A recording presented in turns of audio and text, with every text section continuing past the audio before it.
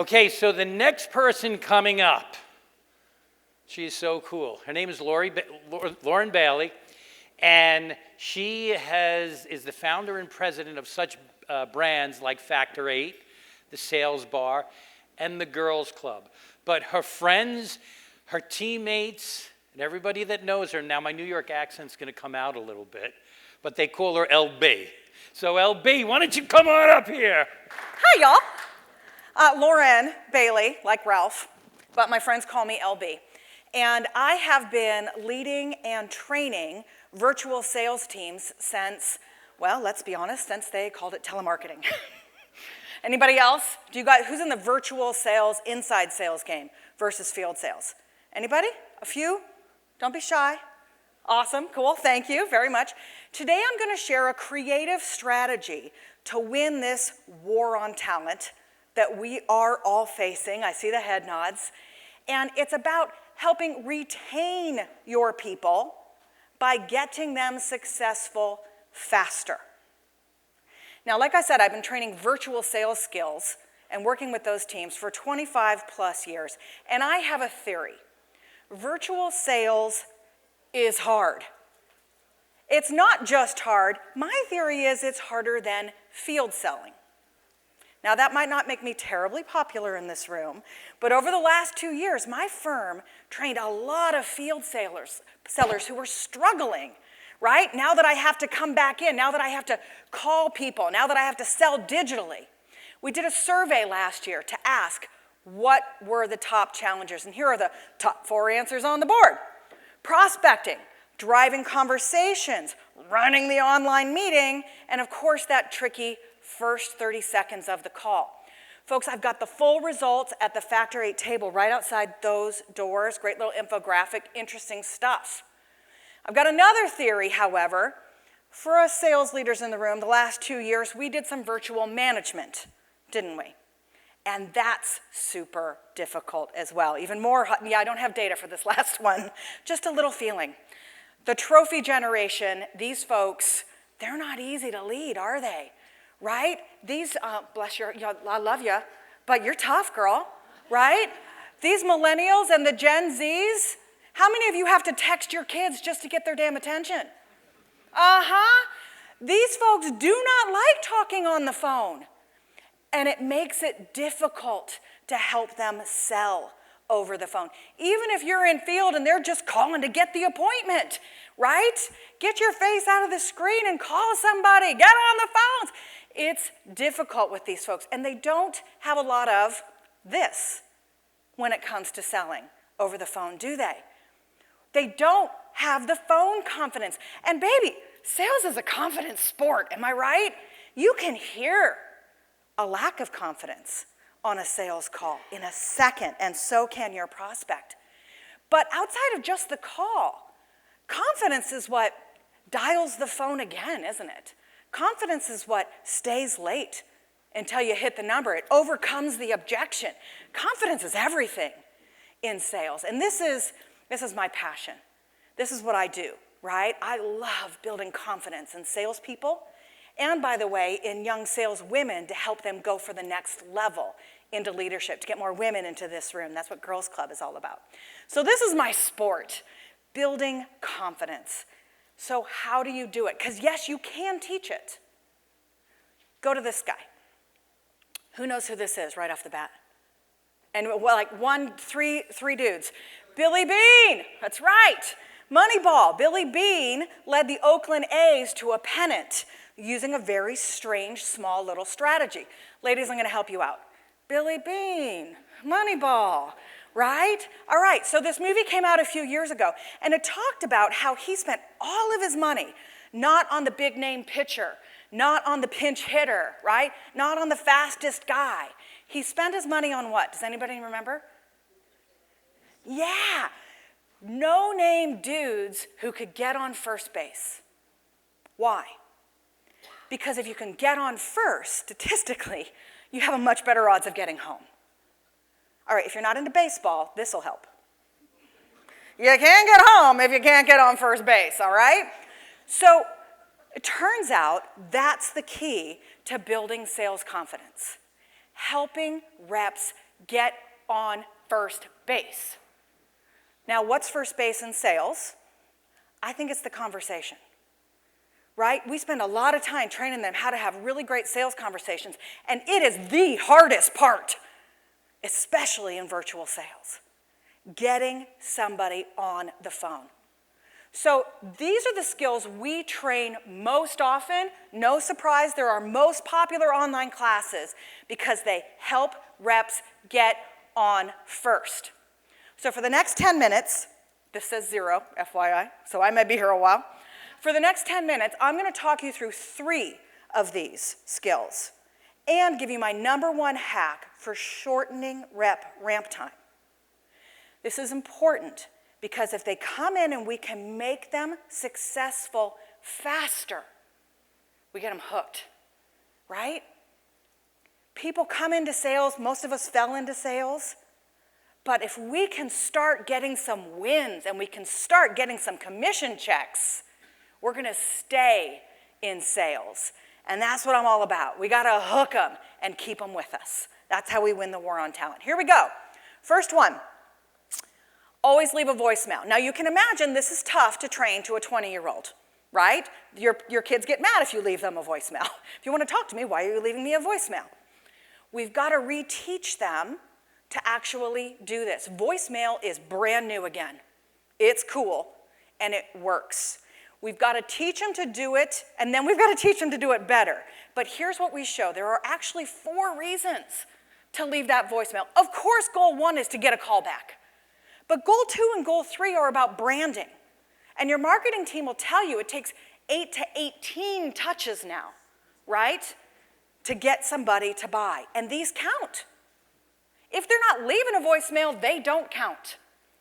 If you're one of those people buying leads for your sales teams, you'll be really sad to learn that your sales team is attempting them on average of twice and not leaving a voicemail. You may as well have grabbed it and thrown it in the trash. The 4th one's my favorite, though, right? I mean, it's been working for the church for a lot of years. Guilt. Has it ever happened? Somebody's leaving you a voicemail trying to sell you something, then you accidentally pick up the phone and it's that guy and you feel like a total asshole, right? You're like, oh, so sorry. And all of a sudden, they've got a little in, don't they? It works, so why not use it? I'm going to play you an example, if you'll hit it for me, Michael, of a voicemail, and you can tell me which one of these goals they hit. Hit it. Hi, good morning, Amanda. This is Brian. Currently right now, 9 a.m. thereabouts on this fine Wednesday morning. It's going to get hot today. With America, I just wanted to follow up on some information that we had left to be presented to you. It was a folder on our temporary staffing services. I hope you maybe had a chance to review it a little bit. If there's any questions that you'd like to ask, or if there's any possibility that you might be looking to bring in some temporary staffing, certainly like to try to help you out and see what we can do. We do have some things going on where we're trying to help clients and customers with people they may have had to lay off, if that does apply to your company. Okay, Michael, I think we suffered enough. Thank you. If you're not training your reps how to leave a voicemail, this is what happens, all right? It's tough. It is a tiny, simple skill that makes all the difference in the world. We teach 4 voicemails that get callbacks: levers, mystery, urgency, and value, or SWIFT. I have a script of every single one of them at the Factor 8 table. Take them home to your team and get them doing this better. Here's the payoff.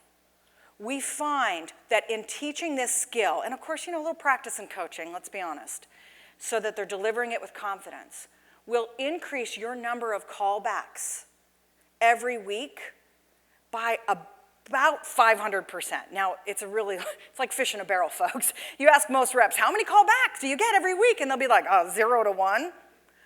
They'll move to 5 to 10. 5 to 10 more conversations in a week. I don't know about your sales team, but that's like an extra selling day, isn't it? Unless you're using Connect and Sell. Because holy cow, that's 6 days for the price of 5.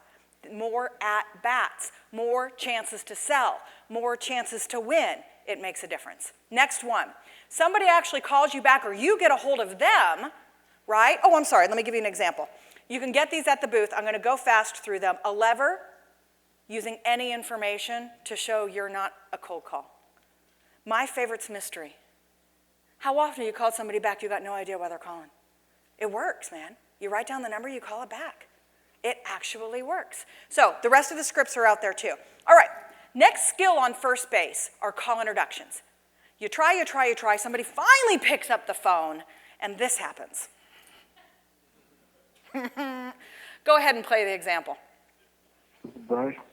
Hello, Bryce. Hey, good morning. This is Mike Kins calling. I'm calling for, and the purpose of my call, Bryce, is this isn't intended to be a sales call. Really, it's just to inform you that we're making some exciting strides by offering this SMB division, the Small to Mid-Sized Business Group, and the purpose for that is to get the pricing, the resources that a lot of the enterprise and commercial Go ahead accounts and have stop. come to enjoy. He goes on for 1 minute and 20 seconds. I'm not even joking. Again, if you're not training them how to do a proper introduction, and Chris talked a lot about it, great stuff there, they will either show up with their value prop or show up and throw up. So what we teach instead is a swift intro, right? By the way, this is what your account managers do, right? The really high-level reps who have the tenured base, they're not calling with value, right? 9 out of 10 times, they're calling to touch your base. Don't touch my base. Just don't. If you don't have a reason, a value reason to call, don't call, okay? So what we teach is a swift intro. It stands for, so what's in it for them? Really similar to what Chris was talking about, right? It's not a value prop. It's under 10 seconds. The whole goal is to get them talking, and it answers these 3 questions, right? Who am I? What do I want? And why do you give a damn? The key is getting them talking. I'm going to show you an example of one from an inbound lead. Now, 9 out of 10 times, your reps will call an inbound lead back and be like, hi, yeah, my name's Lauren. You filled out a form. My job is to call you. What are you looking at? Blah, blah, blah, blah, blah, right? It seems like it should work. Doesn't. It still doesn't. This is better. Mark, LB here with Factor 8. The goal of my call is to make your search process a little easier. You say you've got 80 to 100 reps, right? I'm getting this off the form. But it works with an outbound call as well. I've got 7 examples on scripts out there for you. The key are these questions. We call them swift questions. And they're not what you learned in sales school. They're not open questions. The closed question is a rote answer, yes or no. The answer's in my head. Before I can stop myself, it's out of my mouth. And why is that important? Because I've quit doing email because I'm having a conversation, right? You are halfway to your disco call when you get that decision maker talking. It's shocking how well this works. Again, I've got examples for you that you can steal. Get them talking, right? You've got about 2 minutes of conversation happening, and if they're not hooked and you haven't built that trust, they're going to brush you off, right? Looks something like this. Oh, I don't have time now. I was on my way into a meeting. I'm actually in a meeting. I'm late for a meeting. I really love meetings. It's shocking how many meetings are happening out there, right? That's not an objection, folks. And if your reps handle it like an objection, they will ruin their next call as well. We cannot address this as if it were an objection. We have to address it like a brush off. And the key to doing that is completely ignoring it. Again, the strategy is to get them talking. Here are 2 examples. I don't have time right now. Sounds like things are nuts. You on a big deadline? I asked a very simple yes or no question based on what they said. The second one, I may as well be deaf, right? I don't have time right now. Hey, is it hot there too? It's shocking how well it works. You get them talking, you move right around it, you're asking some more of your qualification questions, you're halfway to discovery. You're on base and you're about to steal second. It works. All right, I don't have time to run through my favorite hack for you, but the idea around shortening ramp time is the pause game. And it's nuts how well this works, okay? I don't care how good your training is, there's always a ramp. And if you can shorten it, we get them hooked, right? And they stay. You make them win sooner, earn faster, and stay longer. So come talk to me at the Factor 8 table. I'll tell you how to do this. It's magic. Here's a picture of all 3 of the pages you can pick up out at our table, or you can download them at factor8.com/F8 if you don't want to talk to us. I'm waiting for your picture, sir. Got it? Good. All right. You can also enter to win virtual sales skills for your reps. We're giving away 5 free seats. There's a fishbowl at the booth. Again, you can enter factor8.com/raffle if you're afraid of us.